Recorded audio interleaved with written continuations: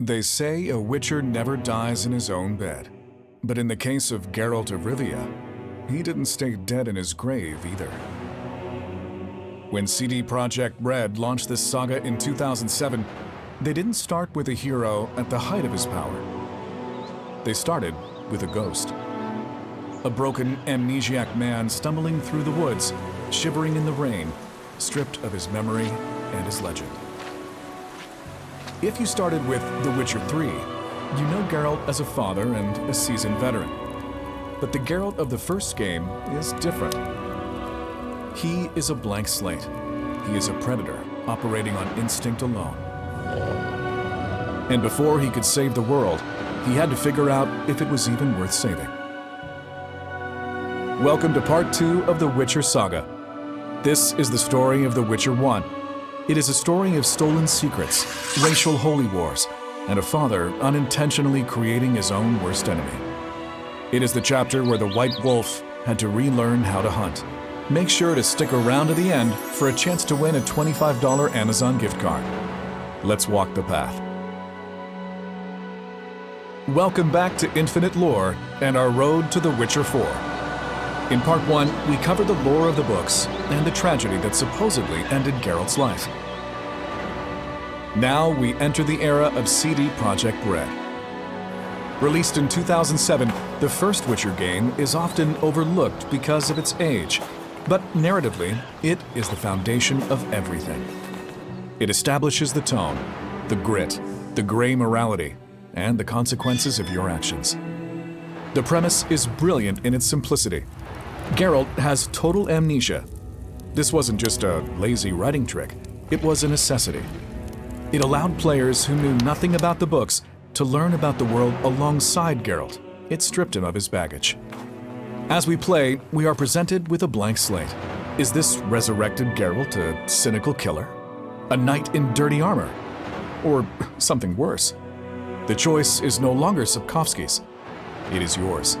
So, let's wake up the wolf.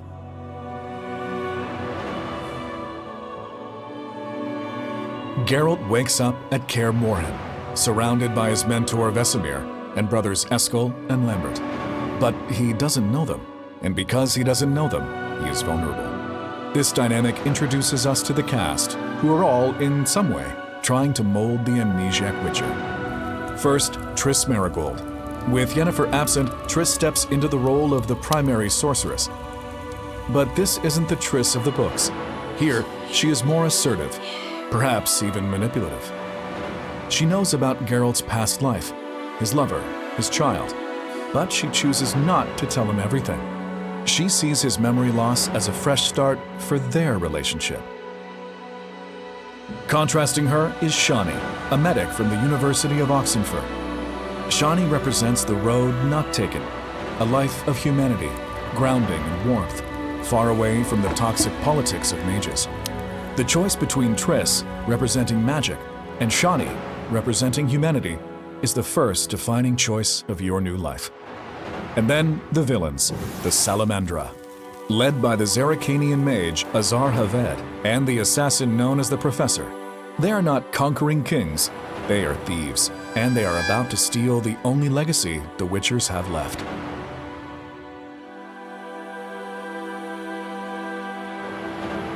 The game opens with a brutal assault on Kaer Morhen. The Salamandra invade, seeking the Witcher mutagens, the alchemical secrets used to create new Witchers. The battle is desperate, but the turning point is the death of Leo. Leo was a young Witcher in training. He wasn't fully mutated yet. He was still human. He looked up to Geralt as a hero. When the Professor shoots him with a crossbow, it shatters the Witcher's neutrality. This isn't business, it's revenge. The Salamandra escape with the mutagens, threatening to create an army of abominations. The Witchers split up to hunt them down.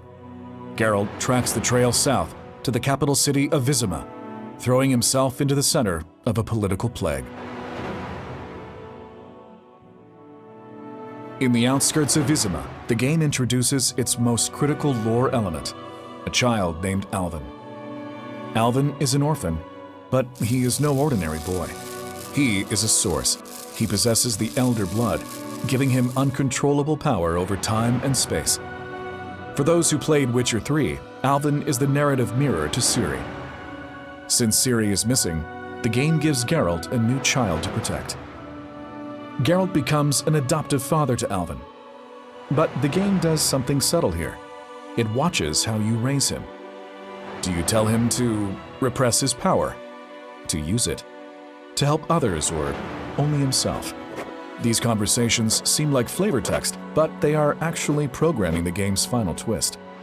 You give Alvin a Demeritium amulet, an anti-magic pendant, to help him keep his nightmares at bay. Remember that amulet. It is the most important object in the game. Inside Vizima, Geralt finds a city on the brink of civil war. The conflict is between two factions. The Order of the Flaming Rose, a human military order led by Jacques de Aldersberg.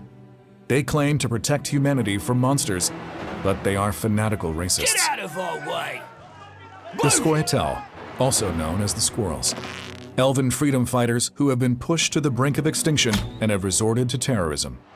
The game constantly pressures you to pick a side, but in true Witcher fashion, there is no good side. The Order brings safety through tyranny. The Squirrels bring freedom through slaughter. Or you can choose Witcher neutrality, leaving you friendless but true to the path. Amidst the chaos, Geralt gains the attention of King Foltest of Temeria. Foltest's daughter, Princess Ada, has been cursed into a monster known as Striga, the very same monster Geralt cured in the books. Geralt must step in once again to cure her or kill her. By saving the princess, Geralt earns the king's trust, positioning himself as a key political player for the next game. The violence reaches a breaking point in Chapter 4.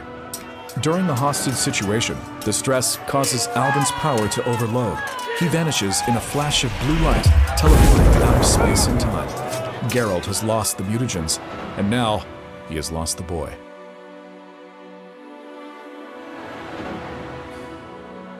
Geralt returns to Vizima to find it burning. The stolen mutagens have been used to create an army of mutants. The mastermind behind the Salamandra is revealed to be Jacques de Aldersberg, the Grand Master of the Order.